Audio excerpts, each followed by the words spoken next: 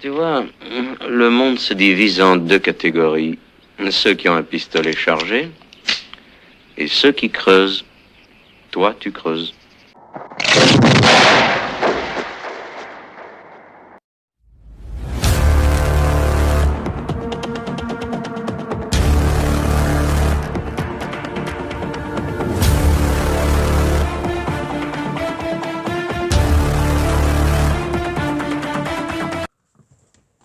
Salut les amis, bienvenue sur la nouvelle vidéo d'Inote Ciné. Alors aujourd'hui je vais vous parler d'un film que j'ai regardé hier. Et c'est Chien 51, sorti le 15 octobre 2025 en salle. Donc qu'est-ce que j'ai pensé de ce film? Eh ben, comment vous dire? Le film français, on va dire, se met maintenant à la science-fiction.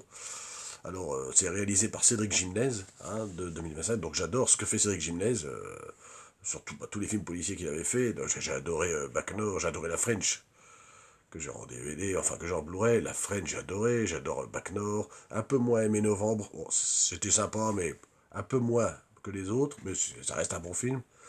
Et celui-ci, Chien 51, ben, pour moi, je l'ai trouvé très moyen. Il y a des bonnes scènes, l'histoire se suit, mais ce qui est moyen, c'est surtout les effets, quoi. Les effets spéciaux, ils ont voulu faire ça se passe Paris en 2045, c'est-à-dire 20 ans après notre époque de maintenant. Donc c'est censé être un Paris un peu futuriste, un film de SF un peu dystopique. Et du coup, bah, voyons ce qu'il y a de futuriste dans les effets spéciaux qu'on voit dans ce film. Alors, je tiens à vous dire que le film, j'ai été voir, a coûté 42 millions de budget.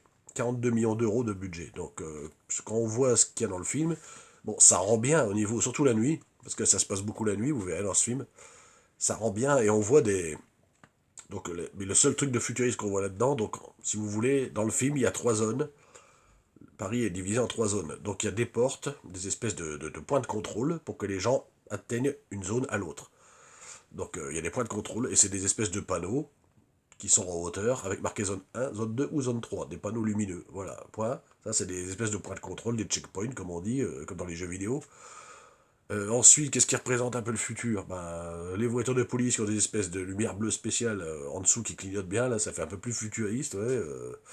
Après, bah, si, pour représenter le futur, on voit bien les immeubles ont été illuminés par des panneaux de lumière géants pour qu'on fasse croire que c'est du futur, mais on voit bien que des fois c'est des affiches publicitaires comme existe maintenant.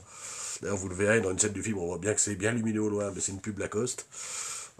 Voilà, donc oui, ça représente le futur. Ouais, voilà, il y a des immeubles un peu illuminés et les drones, des petits drones qui volent. Voilà, c'est tout ce qu'il y a. C'est tout ce qu'il y a qui représente le futur dans ce film. Ça rend bien à l'image de temps en temps, on y croit, mais voilà, ils n'ont pas mis le budget dans tous les effets spéciaux, c'est pas possible. Alors 42 millions d'euros, c'est pas dans les effets spéciaux qu'ils les ont mis, enfin en tout cas très peu, je pense, hein. Mais bah, ça m'étonne de Cédric Gimlet. J'aurais pensé quand même un meilleur film. Alors, faut savoir que c'est tiré d'un roman de Laurent Godet. Donc, le roman Chien 51, je ne l'ai pas vu. Je ne l'ai pas lu, plutôt. Et ce qui m'intéresserait, c'est de le lire, justement, pour me le remater ensuite le film une deuxième fois. Pour refaire un avis. Mais bon, je pense que l'avis général ne changera pas, vu que les effets spéciaux sont quand même assez... voilà, enfin, c'est bien fait, si vous voulez, à un certain moment. Mais ce qu'il y a, c'est que je trouve qu'il en manque un peu. Si on voulait faire un film de SF, il manque un petit peu de moyens, je trouve, surtout avec 42 millions d'euros de budget. Soit c'est passé le reste dans le salaire des acteurs, soit... mais quand même, 42 millions, ça me paraît beaucoup, donc voilà. Bon, enfin, bon, on verra bien, hein. 42 millions, ça me paraît beaucoup s'ils ont mis les effets spéciaux, quoi. Ensuite, bah, Guillaume Roussel, toujours à la musique du film. Guillaume Roussel, qui est toujours le musicien de Cédric Gimnès dans ses films, hein, donc ça change pas. La musique, elle est assez bien, surtout dans la scène de la boîte de nuit, là. Après l'histoire, c'est pour ça que je dis j'ai moyennement aimé et moyennement pas aimé. Voilà, c'est vraiment très moyen. Alors, pour en revenir à l'histoire, donc là je vais vous spoiler un peu le résumé principal, hein, de ce film. Donc c'est un trailer qui se dit SF, donc de science-fiction, dystopique, hein, donc ça se passe dans le futur proche, hein, donc dans 20 ans, donc c'est en Paris en 2045. Donc si vous voulez, il y a trois zones, Paris est divisé en trois zones, donc la zone 1, où c'est, on va dire, c'est le président, par exemple, les ministres, tout ce qui est les personnages importants qui vivent dans la zone 1, les plus riches, on va dire, vraiment les plus riches. La zone 2, pour le reste de Paris, donc les gens les plus aisés, les Français moyens, normal, et la zone 3 pour les gens les plus pauvres, qui sont dans une zone limitée, hors de Paris. Et tout et Paris est géré par surveillé, et même voire contrôlé, par une intelligence artificielle nommée Alma.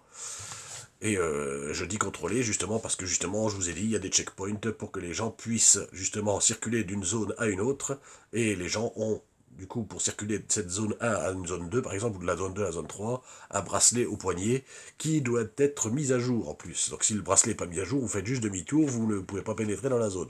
Voilà, en gros c'est ça. Et c'est juste ces petits panneaux lumineux avec des flics qui sont là en uniforme avec des casques et puis ils vous demandent de passer ou pas. Voilà, c'est tout. Ça c'est le futur. Et donc les checkpoints, et donc lorsque justement, c'est pour ça que je vous dis, cette IA qui est censée être contrôlée sous la surveillance, bien sûr, sous la surveillance du gouvernement, hein, tout le monde utilise Alma pour essayer de chercher des coupables, des meurtres ou des vols ou n'importe quoi. Elle aide les humains à trouver des coupables et tout ça, dans des crimes et tout ça. Et l'inventeur de cette IA, qui s'appelle Georges Kessel dans le film, se fait assassiner. Donc l'inventeur de l'intelligence artificielle Alma se fait assassiner. Et du coup, comme il y a des preuves qui convergent avec deux flics qui assistent, on va dire, sur Alma à ce meurtre-là, ça converge. Et du coup, deux flics sous le contrôle du ministre de l'Intérieur, joué par Romain Duris. Oui, parce que Romain Duris, c'est le ministre de l'Intérieur, essaye de trouver un coupable forcément pour l'assassinat de cet homme. Et le coupable parfait, ça serait un homme nommé John Mafram, joué par Louis Garrel, lui qui est un espèce de leader d'un groupe anarchiste qui s'appelle Break Walls, si je dis pas de conneries, et qui est contre, justement, qui était contre cette intelligence artificielle. Alors, comme il est contre et qu'il n'arrête pas de faire des vidéos là-dessus, qu'il est contre l'intelligence, c'est le coupable tout trouvé pour avoir tué Georges Kessel. Voilà, donc en fait, pour trouver, avec les preuves qu'ils ont trouvées, il y a deux policiers, donc il y a Salia Malberg, joué par Adèle Exarchopoulos, et Zem, un flic de la zone 3, joué par Gilles Lelouch, qui vont se converger et devoir travailler ensemble pour trouver les coupables. Évidemment, ils ont des différences de bosser, ils ont différentes façons de bosser, ils vont pas s'entendre tout de suite, et bien sûr après ils vont finir par s'apprécier, donc ça c'est le cliché habituel des gens qui font équipe ensemble. Mais je trouve que leur alchimie va bien, par contre, à Adèle Exarchopoulos et Gilles Lelouch.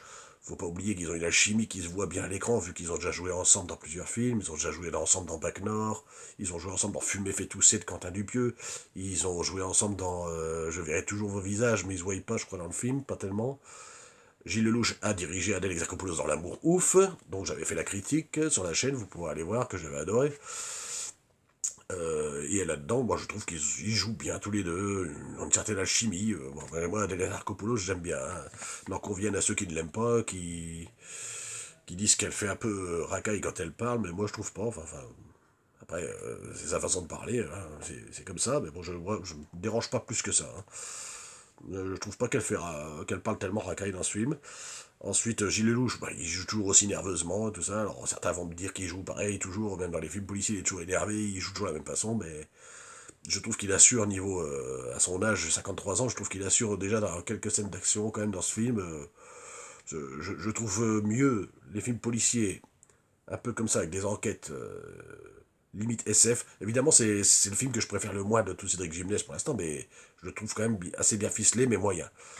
Mais Gilles Lelouch assure au niveau acteur. Quand on voit les comédies qu'on nous sert en France tous les ans, toute l'année des comédies qui sont que ni tête, là, je sais pas, la dernière comédie que Junio, là, alors que j'adore Gérard Junio, mais la dernière comédie qu'il fait, les comédies qu'ils font maintenant, là, je sais pas, il n'y a pas de réseau, là, par exemple, là, j'ai même pas envie de le voir, c'est une merde sans fin, ça. Et du coup, ils vont finir par enquêter, du coup, sur ce crime, dans le film, Gilles Lelouch et Adèle Exarchopoulos, et bien sûr, ils vont découvrir une espèce de conspiration qui remet en cause peut-être l'intelligence artificielle ou pas, ou quelqu'un qui a détourné l'intelligence artificielle pour commettre ce crime. Voilà, c'est tout ce que je peux dire sur ce film. Alors, les performances d'acteurs, Gilles Lelouch et Adèle Exarchopoulos, moi j'ai trouvé leur complicité bien, l'enquête assez bien ficelée quand même s'il y a certaines choses qui font cliché. Et donc, je n'ai pas lu le roman, je le répète, mais bon, il paraît que certaines choses ne sont pas reprises du roman, à part bien sûr les noms des personnages principaux, l'endroit, Paris, les 3 zones, mais après tout le reste, il paraît qu'ils ont pris quelques libertés. Je ne sais pas, j'ai pas lu le roman, donc je le lirai, et je referai un petit récapitulatif, pardon, si j'arrive à trouver le roman déjà. Mais après, ça ne changera pas la vie générale que j'ai sur le film, comme je vous ai dit. Ensuite, Louis Garrel, bah, on le voit pas tellement finalement, ces deux acteurs-là. Louis Garrel qui joue donc du coup l'espèce de groupe, le leader du groupe anarchiste contre l'IA, John Mafram là. On le voit pas tellement. Donc Louis Garrel dans d'autres films d'habitude joue bien, mais là on peut pas trop dire s'il joue bien. Il joue, voilà, il joue un peu froid, donc oui, il joue bien, mais bon on le voit pas tellement. On a Valéria Bruni-Tedeschi qui joue bien aussi, mais on la voit pas non plus tellement. Elle joue une amie de Gilles Lelouch, et on la voit pas tellement non plus.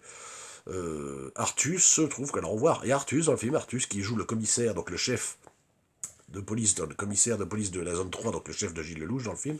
Alors lui, par contre, pour le coup, je trouve qu'il joue assez bien son rôle de chef, lui qui vient du milieu comique, mais après qui s'est mis à la réalisation de son film, un petit truc en plus, et là qui se révèle un peu plus là en tant qu'acteur. Bon, je l'ai trouvé pas mal dans ce rôle de commissaire râleur, gueulard, là je l'ai trouvé plutôt pas mal, assez convaincant. Et le pire, alors, un des meilleurs acteurs français que j'aime, Romain Duris. J'adore cet acteur, et là, je trouve que c'est lui qui joue le plus mal là-dedans. Il joue le ministre de l'Intérieur, et je sais pas, il le joue, je sais pas s'il le joue pour imiter les hommes politiques qu'on a actuellement, je ne sais pas, ou, je sais pas, ou alors il a pris un exemple, je veux dire, sur un des hommes politiques, je ne sais pas s'il s'est inspiré de ça, mais il le joue très froid, j'ai l'impression qu'il récite son texte, on le voit pas non plus énormément, on le voit, allez, sur tout le film, on doit le voir 5-10 minutes, je sais pas, non, je le trouve froid, mais je le trouve comme s'il récitait son texte. Alors que d'habitude, je trouve qu'il joue mieux, puis qu'il a été... Enfin, je l'aurais peut-être même pas mis lui pour ce rôle-là, je sais pas. Il faisait plus de rôles principaux avant, là on le voit un peu moins, on le voit dans les rôles, mais un peu plus secondaire. Et là, je l'ai trouvé, oui, je le trouve un peu monolithique froid, quoi. Il récite son texte, j'ai l'impression qu'il parle juste, il bouge pas les épaules, il bouge pas la tête, il parle comme ça, il bouge pas, il parle de son texte, voilà.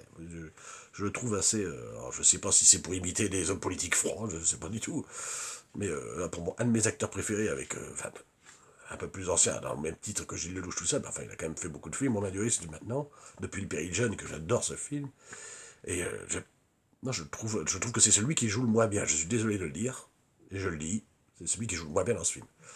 Après, bon, avis général, bah, film très moyen, bonne enquête, SF mauvaise, les influences, Blade Runner, le Blade Runner du pauvre, comme dirait un de mes confrères sur YouTube. Oui, c'est vrai que c'est le Blade Runner du pauvre. Ils ont pris des exemples, c'est vrai que ça fait un peu... ils ont essayé de faire l'ambiance un peu sombre, un peu crade de Blade Runner, mais ce n'est pas ça du tout.